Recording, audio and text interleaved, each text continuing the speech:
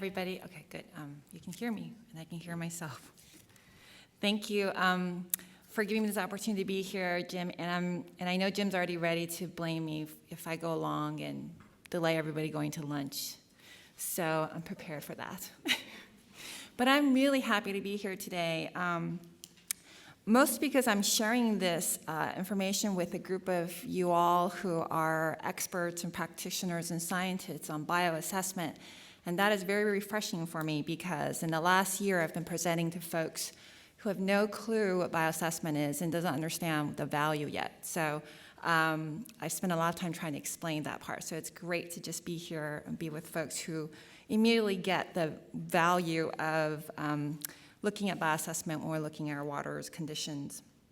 So today I'm going to talk about how we use bioassessment developing a TMDL. TMDL is a total maximum daily load. I know many of you know that. There might be a few who don't, so I'm going to speed through what TMDL is in 2 slides. And what I really wanted to focus on today was kind of how we use bioassessment, not so much on the regulatory process, although that by itself was a huge endeavor, and really interesting effort of trying to squeeze bioassessment, a very technical approach, into a regulatory framework. And I must thank the State Water Resources Control Board, specifically Karen Larson, and the California Stream Condition Index science team, who without them I would have not been able to move forward on trying to incorporate the many different bioscoring methods that are available. Okay. So when EPA found out that we had to do a TMDL on bioassessment, many of us were saying, what? Because the TMDL, which I'll get into, is a very regulatory framework. So what I want to talk about is our question that we had was, why did this TMDL consider benthic macroinvertebrates? And try saying that to a group of public stakeholders, which I know many of you have done that, and why we needed to do bioassessment in this particular TMDL, the different bioscoring tools that we looked at, and really try to spend a little more time on what we found and the results, and then talk a little bit about the local considerations for this watershed. So real quick, under the Clean Water Act, Section 303D, a total maximum daily load calculates a value of the maximum amount of a pollutant that a water body can receive while still meeting water quality. And essentially, a TMDL is a document that provides all the technical bases, provides all the technical basis for setting numeric targets, looking at the standards, what the sources are, and then essentially setting limits for that water. We had to identify the critical pollutant stressors impacting beneficial uses, identify water quality numeric targets, set what's called waste load and load allocations that are both based on point and non-point sources, and set limits for those to protect the water body's beneficial uses. So I underline pollutant stressors because at the end of the day, a total maximum daily load is required to identify what those pollutant stressors are. A benthic community macroinvertebrate assemblage is not a pollutant.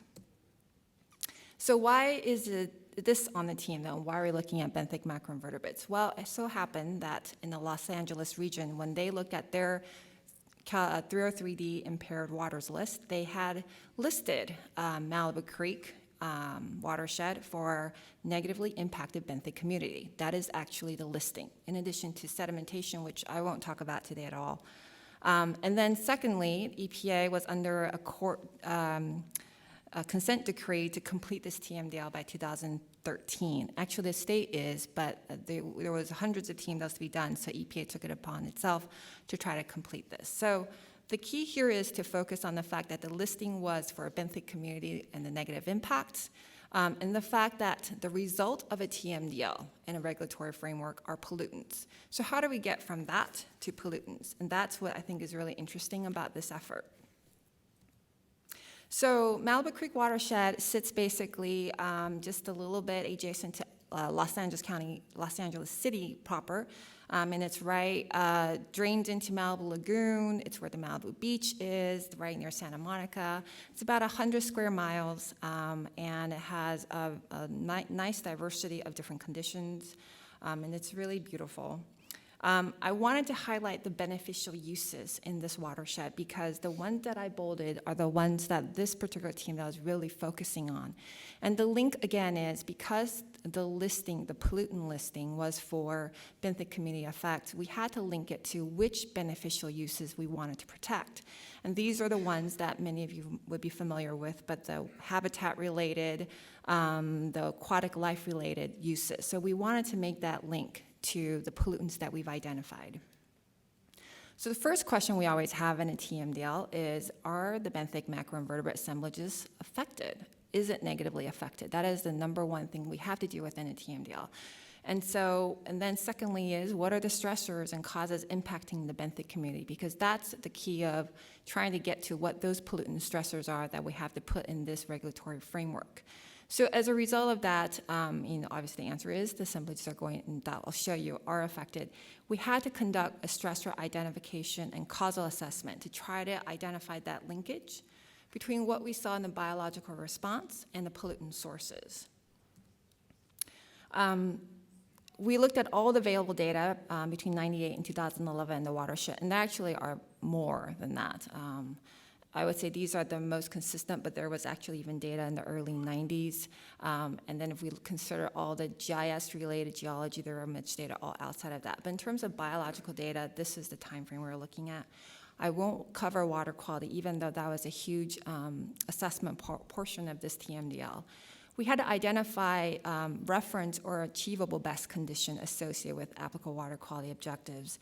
And I say achievable best condition because since we are thinking about this from a TMDL perspective, we had to figure out what are the conditions that is best in this watershed that is linked to our water quality objectives.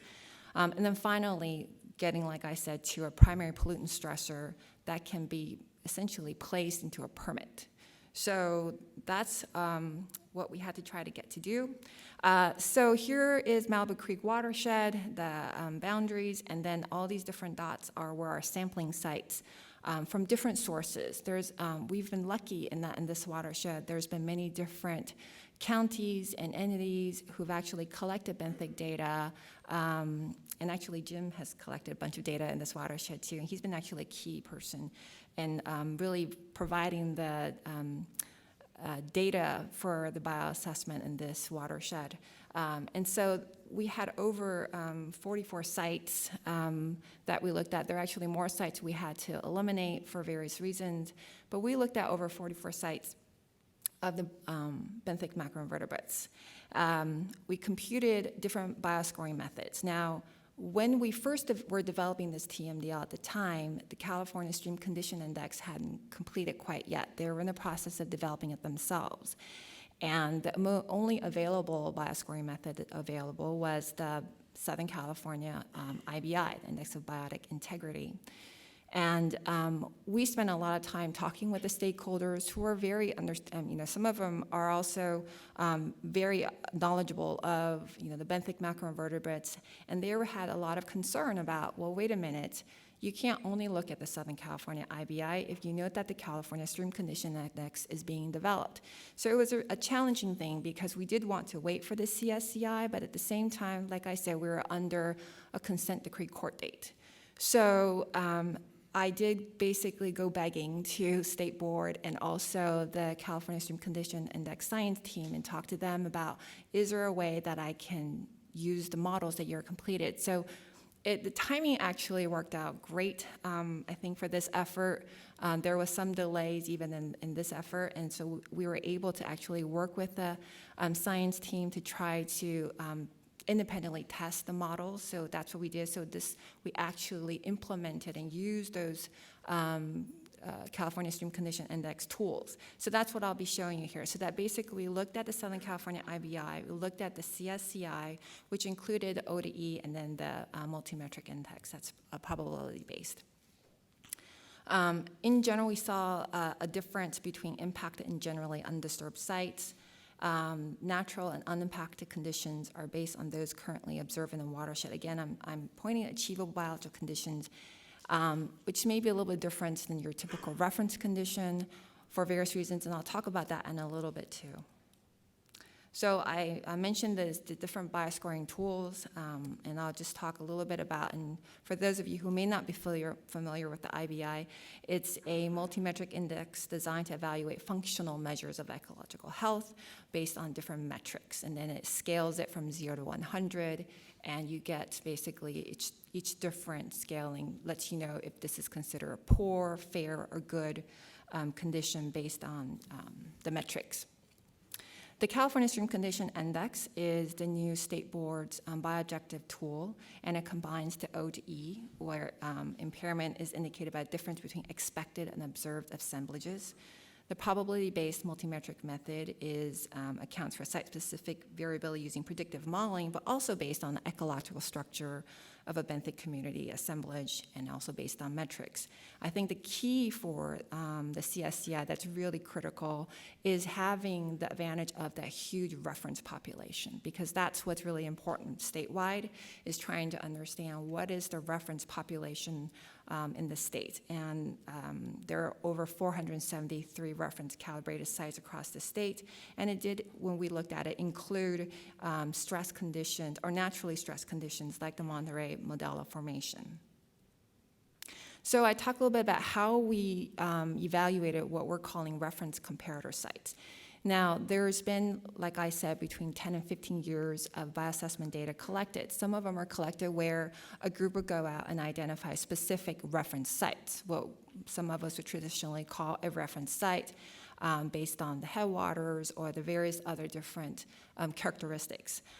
Some of the sites that we looked at actually were also really interesting because we were trying to account for local characteristics like geology. Geology was a particular characteristic that were highlighted by the stakeholders to us as of a potential concern, and so we wanted to make sure that we included that. We wanted to include factors like elevation and gradient, and so what we did was we looked at our large range of different types of sites, and we eventually focused on those sites that made sense for our goal, which is basically to try to identify where were some of the best achievable conditions in the water for this watershed itself. And so that's why we included basically a combination of reference sites, the traditional reference sites, and also sites that are minimally disturbed areas, or I should say unimpacted areas, but in those sites where it had was in the Monterey Modelo Formation. All of the sites that we looked at included a minimum of 5 BMI samples to count for temporal variability and coastal geology, gradient landscape. We had many sites that had less than 5, so we had to eliminate those.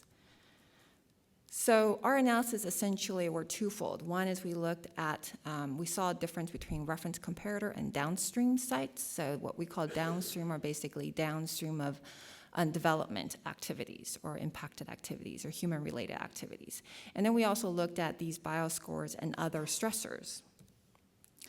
Our results show that for the Southern California IBI, over 96% of the results were rated as poor in this watershed. All the data sources showed exact same results across the board. We also saw a distinct difference between what we said we're calling comparative reference sites and those downstream of impacted sites. Those came out really clear. So this is not surprising actually for the IBI because the IBI has been used in this watershed in the past. So it just confirmed when we looked at pulled all the data together, some of what was already computed before. So what's interesting is, so here's an example before I jump ahead of myself. Here's a box plot for the Southern California IBI, and the x-axis includes different sites. So the left 3 sites are actually downstream sites, downstream of impacted activities, and then the 5 sites on your further right that are above the yellow threshold are basically our reference comparator sites that included a combination of sites that are within and without the specific Monterey Modelo geologic formation in this watershed. And so the yellow line is that threshold distinguishing between what would be considered good and conditions that are below good. And so this is what we saw kind of across the board. Here's just one example of the way we had looked at the data.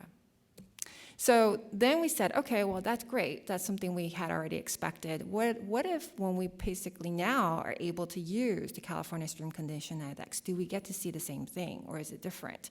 And so it was kind of interesting. One, we were trying to confirm what we were looking at in terms of this TMDL, but on the other hand, in terms of the analytical tools, it was really great to try to understand, well, how does IBI do when you're looking at all these other scoring tools and these multiple lines of evidence? So US EPA implemented and tested the California Stream Condition Index models, and at the same time, it was a two-pathway. The science team also conducted those analyses so that we can try to see, do we get the same results? Because on the one hand, we're doing that for this purpose, but we also wanted to test these scoring tools for that general effort. So we were able to beta test these models too, and if there were corrections that we didn't make, we can make it along the way. In the end, basically, both EPA and also the CSCI science team, we got some very same results. So that was really encouraging. We had some initial kind of errors that we had to correct in the models, but after that was done, we did see the same results. So I don't expect you to look at the details of this graph, but this is just an example of how we looked at all those different scores. So all the numbers are bio scores. This particular one is for the CSCI score, which is a combination of ODE and the PMMI. And then the first column on your left are all the different sites. So we basically computed a score for every single site, and also for every year. We looked at different also seasons within a year because we wanted to see if there was a seasonality incorporated. So we have like 7 of these graphs because we did it both for CSCI, we did it for the ODE, we did it for IBI, and then MMI. And so, so that's one part. The other thing that you'll notice is the different colorings. There's a yellow and a red. And so at the time during the development of the CSCI, one of the goals is to see if you can get to a threshold, much like the threshold in the IBI. And so because this is a statistical based, they were looking at the 5% and 10%. So that's what we just did here. We didn't necessarily choose. We just said, okay, well, let's look at the 5% threshold and what does that show us? And let's look at the 10% threshold. So the yellow is the 5% and then the red is the 10% threshold. So here is a same box plot of we saw, but for the CSCI score. And again, here I'm just showing you the 5% threshold just for a basis of comparison to the IBI. And again, we saw a clear difference between those downstream sites, which are the 3 sites on your left, and then those sites that we are considered our reference comparator sites, and within and without the Monterey Modelo Formation. And here is the probability-based and multimetric index box plot for the same sites. And these are the box plot scores. And again, that yellow is, again, the 5% threshold. So that was good, right? Okay, so then we go to ODE, and we see this. And we're like, wait, what happened? Why? So we focused first on the CSCI, and we weren't necessarily going to break it down. But we did do all those scores, so we had to look at the scores. And so this basically made us look into it because at the end of the day, what was great about this effort was that we essentially looked at 4 scores. 4 scores, yes. So we had the IBI scores, we had the CSCI, the ODE, and MMI. And so we wanted to understand for this watershed, what does that mean? So the CSCI has an average of 2 endpoints. That's the ODE and the PMMI. And this is really good when you're looking at a statewide region because you want to look at the large variability within a state. You want to make sure that you captured all the variability, and you want to know what's happening on statewide. But when we're looking at a particular watershed, which is what our focus was, is then when we only look at the CSCI, we realize that some of the site-specific characteristics were embedded in the averaging. So that's what we did, is we broke up. And what was nice about the CSCI framework is it's set up so we could look at the different indices that made it up. And that was the PMMI and O over E. And so just come from the onset, O over E is sensitive to species loss, and it's able to reflect impact of species loss to benthic community. So that is an advantage of the O to E. And then the PMMI is the sensitivity to community function is high, and it can reflect better benthic species function. So I think at the end of the day, both these indices give you different features, and so that's why I think for the CSCI it was really critical to put them together. But what it does is it then lets you know for your watershed, if you're looking at a specific watershed, well, what's important in your watershed? So for Malibu, turns out that the over E indicated better stream condition than the PMMI. And in fact, it generally overestimated a stream condition. And one of the things when we started looking into is we looked at the predictor variables that went into the O to E model and the PMMI model. And what we kind of looked more into is we discovered that the O to E model did not include geology variables. So from the onset, we were informed that basically geology is an important characteristic of this watershed. And this kind of confirmed it for us, which was really great to see. And O to E is less, the other thing about this watershed is overall, our expected taxa is very low. We're talking about less than 10 to 11. We had some that were higher, but on average, we had less than 10 expected taxa. So one of the other things is that for the O to E model, it becomes a little bit less robust when your expected taxa is low. So that's less sensitivity to this particular local characteristics of this watershed. Now, because geology happened to be an important component of this watershed, the PMMI actually picked up on it because it included the geology variables such as soil erodibility, kind of the calcium oxide, magnesium oxide, nitrogen, phosphorus, permeability, all of those different things were considered. And so, that in that way, it kind of reflected Malibu Creek watershed specific characteristics. So again, I think one of the things to keep in mind when you're looking at these different scores and your goals are really important. The goal of this effort was to look at Malibu Creek watershed. And so that's kind of why we broke it out. If the goal is to look at a statewide condition, it's really critical to make sure you're focusing on the CSCI score. And that was really nice, is that you can kind of do that. And obviously, I'm not sharing with you all the different additional modeling stuff we had to do to get that out. And that was a big effort. And so we really want to make sure was the CSCI models that were computed, was that applicable to Malibu?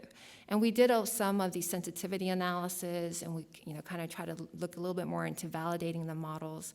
And so in general, we found that it did accurately predict expected taxonomic composition and metrics for unique characteristics like geology. We also calibrated our data by comparing predictor values in the Monterey Formation areas in Southern California of those 473 reference sites, and then with those sites in Malibu Creek watershed. And we found similar ranges. And so it's particularly on the high end, I would say, that when we saw maximum observed PMMI, ODE, and CSI, there was very similar high-quality sites that are expected or observed. And so that was really encouraging for us to tell us that basically these scoring methods were basically confirming something that was comparable in all these different scoring methods. Like I said before, the ODE, except for ODE, basically all the trends were similar. And then the one thing is the ODE didn't differentiate between reference and paired sites in Malibu Creek watershed. But we were really happy with the results because basically, like I said, we had these 4 different scores for all those different sites. And so we can kind of look at all the information and try to make sure we caught the variability and we caught a real observed condition, what a stress condition versus a good condition.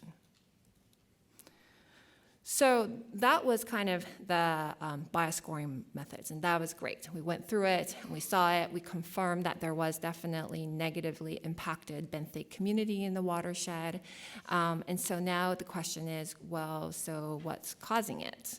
And how are we going to do that? And yesterday, a couple of speakers talked about causal assessment. I think Pete mentioned it, causal assessment, and also stressor identification effort. Now, US EPA also has a stressor identification guidance that's available, which also includes causal assessment, which is available on the web, actually. If any of you are interested, please come talk to me. And it's very detailed. It gives you examples of how to go about it. But that's what we included here, is we did a very, very detailed, specific analysis of all the stressors and the causes. And this is just kind of the general approach that we went through. We identified all the possible stressors, we analyzed the evidence, we looked at the measurements of causes and responses in the watershed for each of those stressors and causes nearby, and we went through a very systematic approach. And this is something that also, as part of the California Stream Condition Index science team and the bioobjectives, they also went through, and they went through it for all of California. And so we did it for Malibu Creek Watershed. I would say that the one component we weren't able to do is we went through it with basically like expert scientists looking at all this information.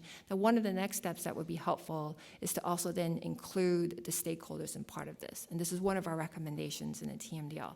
But we went through this, we did eliminate alternatives, we diagnosed the analysis and where the strength of evidence for the data that we have for the causes or the stressors. We looked at the relationship between different causes and stressors. And at the end of the day, we had to get to, which stressors are really important for this watershed.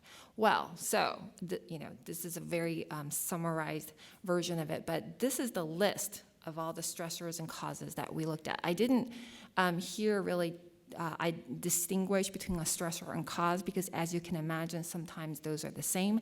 And so, but I did want to highlight that we looked at all these different ones. We looked at the data for each one of these listed. And then we also looked at the relationship for each one of these that are listed to see, what is truly causing the issues. The three that really stood out for this watershed are the three that are highlighted in red, and that's sedimentation, nutrient enrichment, and altered hydrology. And so sedimentation, if you remember, was one of the listed impairments that I wasn't going to really talk about here. Nutrient enrichment was one that came out, which was, I think, not unexpected because there are all these links between nutrient enrichment. We had actually a huge algae issue, and I'll show you an example graph of something we also looked at that are linked to basically, biological data. And then altered hydrology. That is a tough one because, again, the first two are pollutants, something we can do something about in this TMDL. The third one, altered hydrology, is not a pollutant. So we can't address it in this TMDL. But we did highlight it, and we provided evidence and show, kind of the information for that. I did want to give you an example of the causal assessment analysis we went through. So here's just one of like 50 of these linkages we walked through ourselves. And you may not be able to read all of this, so I apologize for that. But the first top layer just shows you what the sources are. And they're like fire impacts, point discharges, septic systems, urban runoff, ag runoff, natural geology. And then the second part is, in this particular linkage that we were looking at, was a linkage between elevated nutrients and impaired biology as a result of excess algal growth and reduced habitat quality. And so we wanted to look at this linkage of here's something that can happen because of those potential sources that we, basically identified on the top. What's the linkage if you have elevated nutrients? Well, that one linkage or relationship to see is that it can lead to excess algal growth, which then results in reduced habitat quality, and that results in impaired biology, or in this case, the biological response, which are benthic macroinvertebrates. So here's an example, and associated with each one of these, we discussed basically the data associated with it, and we walk through that analysis of, do we see this relationship? Do we have evidence for this relationship? So that's what we did for all of the stressors and causes I shared on the slide previously, and we walked through this. So I did want to share with you some examples of the bioscores and the stressor analysis that we did. And I just took out a few. There's a ton, but I want to give you a sampling of the things that we looked at and considered. Here's basically a graph of the median Southern California IBI score versus the median conductivity levels. And so we basically put all the sites up and we're like, whoa, there's splatters. But when we looked more into it, we noticed something that was really interesting to us, which is you'll see in the, I guess here it's kind of a pea green color circle, and that is what we found out. Those sites were our non-marine unimpacted sites. They're basically sites that are our reference comparator sites, and it basically was not in the specific Monterey Modelo Formation area. The pink circle are basically all these sites and the Modelo Monterey Formation areas, the particular geology. And then the sites that are basically in that rectangular dotted line box are all those sites that are downstream of high density development. So this was one way where we're trying to understand basically, okay, if we looked at median conductivity, it turns out that there are these clusters or groupings with our sites. And that was really good for us to try to understand more kind of the data analysis and where we would go as we're trying to get our way to identifying pollutant stressors. A couple of other things that we looked at is looking at upstream imperviousness. And basically, this is percent upstream impervioususness on the x-axis and then the median IBI on the y-axis on the first graph, and then on the bottom graph is the medium probability-based multimetric index. And so you'll see that the R-square did show us that for the IBI, it explains 70% of the variability, at least for upstream imperviousness. And then for the MMI, it showed 79%. And that was also encouraging. It kind of matched with some of the other results that we had seen, that there is basically this linkage that in this watershed. For the O to E, I didn't show, mostly because of space and time, but I did provide with you that the R-square value was 23%. And that was, again, confirming what we actually saw on our bioscores when we did those box plots. And so just another way of looking at our data and then considering the different stressors. I also wanted to show you this. We looked at mat algae cover. We actually had mat algae cover data. And I apologize, I can't go through all the different types of data we have, but here's another one I pulled out, where basically for median mat algae cover data versus the bioscores, it explained between 75 and 85% of the variability that we saw. So again, we saw another linkage between these bioscores and some of these water quality and, or in this case, another relationship with the algae. And then what we did too is, I didn't show that, I think because of space, but we then linked this to nutrient concentration levels. And we saw very similar results. So some of you might be wondering, why are you spending so much time on Monterey Bay Modelo Formation? And part of the reason is because, which I probably misexplaining, is that in the beginning when we went out to this TMDL, what we heard a lot of is, hey, you can't use the IBI because the IBI does not account for geologic characteristics. The IBI doesn't take that into account. And actually, this Monterey Bay Modelo Formation is such a huge part of this watershed that it may show you lower bioscores than you would expect compared to other watersheds. And so that is part of the reason why we spent so much time looking at it, to see if it did tease out. We saw that it was actually important, but that in terms of the biology and the benthic macroinvertebrates, it didn't actually prevent them from doing well in places that's not near impacted sites. So in places where there are no human-related activities, they did just as fine as those sites that basically were not in the Monterey Bay Modelo Formation. So this was really good to see, and it was really important because by, again, looking at those other different types of bioscoring indices, actually helped confirm for us something that was thought by, differently by different groups in this watershed about IBI. So that was really helpful. So I'm going to skip this slide, but I wanted to show you, actually this is slide I skipped. I want to show you this slide. So getting to our question of a linkage to a pollutant stressor. I mentioned to you that nutrient enrichment did come out as a critical pollutant stressor. So which ones? Well, the easy ones we could look at, just because of the data we have, were total nitrogen, total phosphorus. And so in this one, I want you to focus, so these are graphs of average concentration of nitrate, nitrite levels, and then sites on the bottom. And so all you have to know are the three different colors. The ones in the purple are downstream sites, the ones in the blue are non-Modelo sites, and the ones in the red are Modelo Formation sites, those sites in the Modelo Formation. So focus on the Modella formation sites in the red, and what turned out was another way of confirming what we observed with the bioscores is if you look at the second and fourth graph, it was really, really low. Well, it so happens that LV9 and CH6, in those sites, they were all in the Monterey Modella Formation, but not near any human-related activities. And so what it showed us is what we saw in the bioscores, actually, which is that the bioscores show that those sites, irregardless of where you are, you actually, whether you're in this Monterey Formation, or not, you can actually have high-achieving bioscore numbers. And so that was really interesting to see. And we were able to see this even from this water quality perspective, looking at nitrogen levels. And so we did that with all of our water quality parameters also.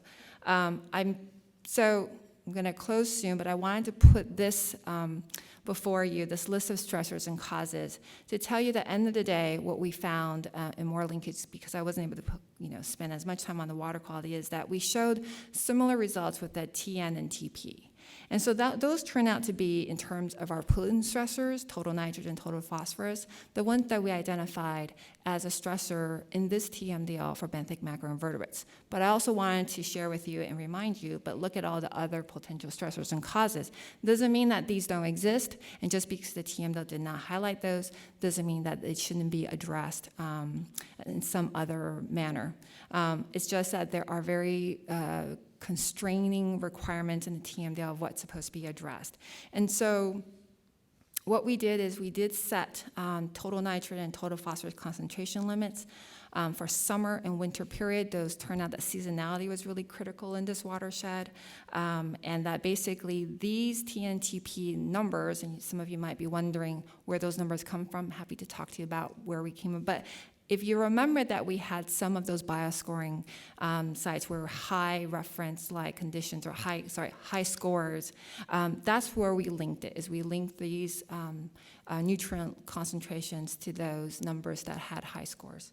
And then what we did do in the TMDL is, in addition to the pollutant stressor numbers, the having to include concentration limits and our mass numbers in this TMDL, we also included these biological threshold action levels. And what's key to remember is that we felt that it was really important to continue to monitor for bioassessment. And although it's not a pollutant, it clearly is a really critical part of the story of understanding, impact and response and condition. They're not set as what's called waste allocations, or some people might think of waste allocations as end-of-pipe limits, but they really serve to inform monitoring programs. And that was one of the efforts we wanted to show as part of this TMDL, is that the bioassessment was such an important component of letting us understand what was happening and showing the complexity of this watershed, but still being able to show us basically what some of the primary stressors are, that it really needed to continue to be monitored, and to show that if there is a positive response in the biology, then it's important to look at all those linkages we had talked about before. Just for the specific threshold, we set it at 5th to 10th percentile, and it really is linked to whatever comes out finally from the bioobjectives.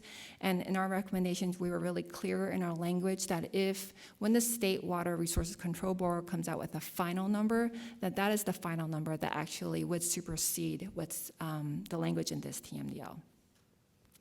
So in terms of recommendations, we basically said that further evaluation of other stressors are required.